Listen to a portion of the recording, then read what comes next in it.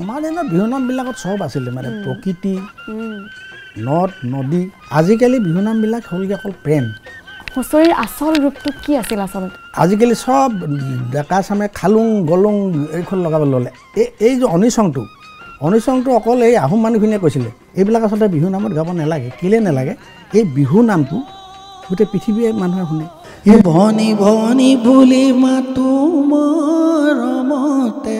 ঐ কিয় বেয়া পালা অকণমান কথা নতুন প্ৰজন্মৰ এই বিহু সুৰীয়া যিবোৰ গীত আপুনি শুনেনে বিহু লিখা বুলি ক'ব পৰা মানুহ দুটাই আছিলে এটা হ'ল বিমান বৰুৱা আৰু মানস ৰবীন এতিয়া আকৌ একেবাৰে মানে নিকৃষ্ট কিছুমান শব্দ ব্যৱহাৰ কৰি পেলাই ঐ আমে পাত হলালে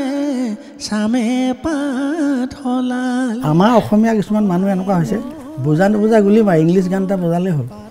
এনেহে কয় স্বাধীন হ'ল বোলে স্বাধীন নাই হোৱা নিজৰ ভাষাটোতকৈ আনৰ ভাষাটোক বেছি গুৰুত্ব দিয়াটো সেইটো পৰাধীনতাই বুজায়তো তাই বাহিৰলৈ গৈ যেতিয়া আছাম টি খাইছোঁ হেৰি বাকচকেইটাই কি ধুনীয়া ধুনীয়া মানে হেৰি সেই আছাম টি খাবলৈ বাহিৰত যাব লাগিব খগেন গগৈ ডাঙৰীয়াই জীৱনটো গীতৰ লগত পাৰ কৰিলে সুপ্ৰতিষ্ঠিতও হয় তথাপিও নিজৰ ব্যক্তিগত জীৱনটোত সংসাৰ এখন কিয় নকৰিলে